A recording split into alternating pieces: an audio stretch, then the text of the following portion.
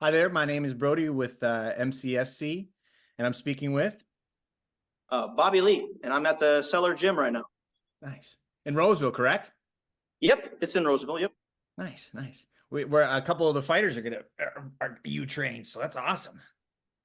Like, how was Um, practice today? Practice today was awesome. Coach Chris Cyclone ran it, and it's a bit harder sparring than it has been lately. Everyone was kind of turning it up, so it was getting ready for a couple hard weeks here. Well, people get a little frisky because it's not so cold.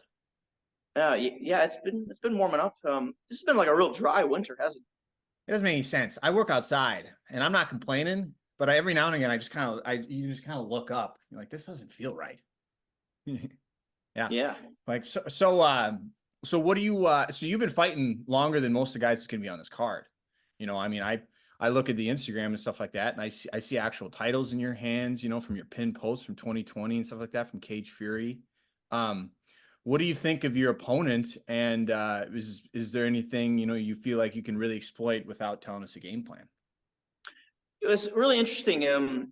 Come March 2nd, Mhm. in a week or two, and I'll have been doing this for 10 years. So March 2nd, 2014, my high school wrestling career ended. And since then, I have been going for MMA with everything I have. It's been my number one most important pursuit in my life. So I crossed the decade mark here in a week. Um, Wow. and in that decade, Josh Henry has only fought like 4 times. He was really active in like 2009, 2010. Hmm. And I don't know what has been up with his career, but he's only fought 4 times in the time that I've had like 29 fights. Oh my gosh. Wow. You Yeah. don't really hear about that most of the time in pro MMA.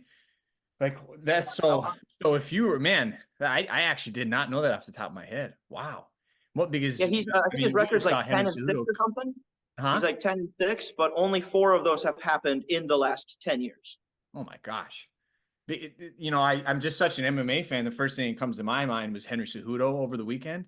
And that was only, that's 2 years away. He walked away from something like that. So I can't imagine for that long and staying in shape and, keeping the rust off of the weapons.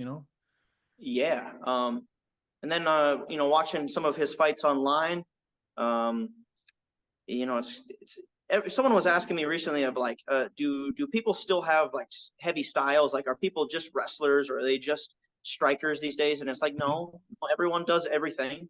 I think Josh Henry has a wrestling background, but I look at his last win that's on YouTube at least is Mhm. he leaps in with a body shot knockout. So it's like everyone does everything now. So Mhm. just you're preparing for just one style of fighter doesn't make any sense. No, it doesn't make any sense.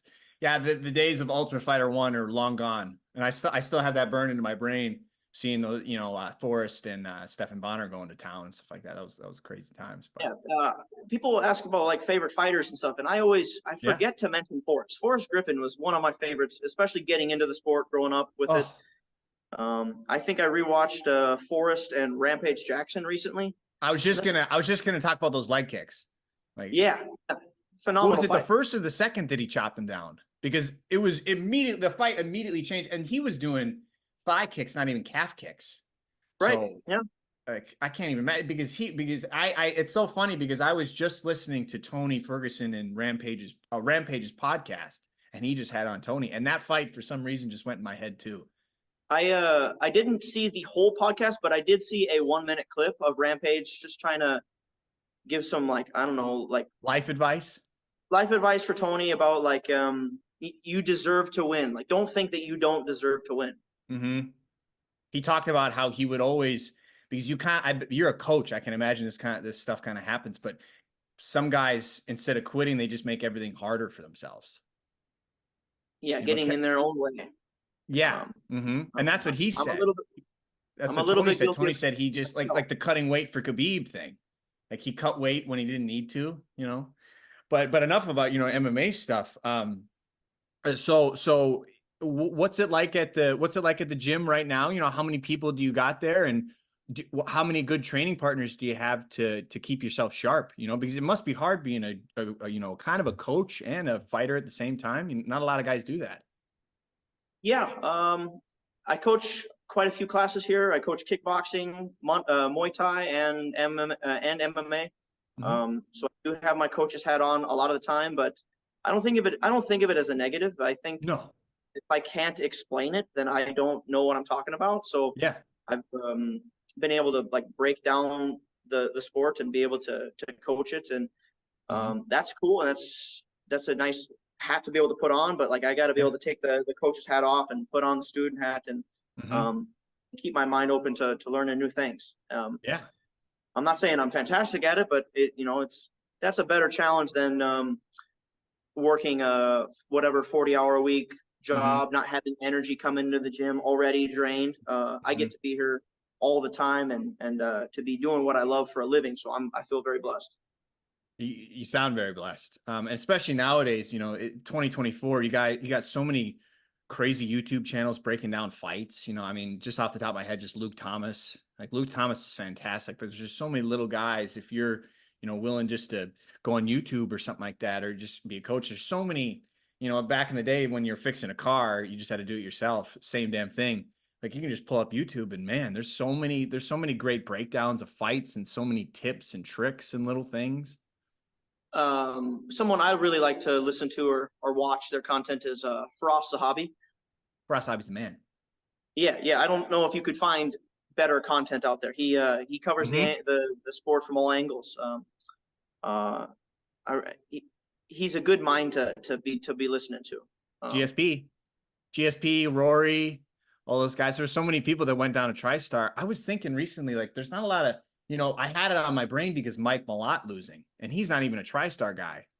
But there's not a lot of guys in Canadian MMA right now that are really, kicking butt and taking Arnold names. Allen still work out of that gym? I'm not sure. Arnold Allen? He's been training a lot with his dad. I know the strongman, his dad, but he said it in the Max camp he trained in the UK, and I know for Imalzar, the Russian Ivoyev, the Russian Ivoyev he just fought. I think he was in the UK as well there too. So yeah, it's just funny you bring that up. I got a Tim Tam. I have a Tim Tam at my house, so I love that guy. Firas is the man. Firas is the man. Another guy, he doesn't do like instructionals, at least that I've seen, but I really like watching Pereira and his coach, Alves Boxing. Yeah. I have to watch those videos at 1/4 speed, and I have to rewatch it 10 times to see what's going on. But they do. Yep. They're the best coach and athlete combo in the sport right now. I mean, obviously, he's headlining UFC 300, going for another championship. Danbury, Connecticut, baby.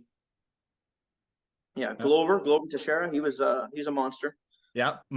Yeah, it's so crazy. I still can't believe that we're seeing a Glory 2-time champion be close to be a 2-time, well, he's already a 2-time, but he's going for a second belt or something, or defending it. Like, that just doesn't make any sense. There's not a lot of we were talking with another interview guy about Clarissa Shields, but there's not a lot of high level tippity top strikers coming in MMA. You just don't see it very often. It doesn't make sense financially for the most part. No, getting that beat up. You're like, well, here's your first contract, $100,000. Like, man, I was used to making a little bit more than this. Oh my God, I would kill for $100,000. Yeah, right. Well, God forbid if I'm talking even PFL money. That's what it seems that, But yeah. Well, is there anything you'd like to say before we get going? No, I'm just grateful for the opportunity to be on a good fight card somewhere here in Minnesota. I'm just looking forward to putting on a good show and getting my career back on track, getting momentum going in the right direction. Oh, well, so great to hear, Bobby. It was so nice talking to you. Have a good rest of your day. Have a good fight camp, and I'll talk to you really, really soon. It was really nice finally getting to speak to you. Yeah, it's good to meet you, and take care. We'll be talking here soon. Have a good night. Bye, Bobby.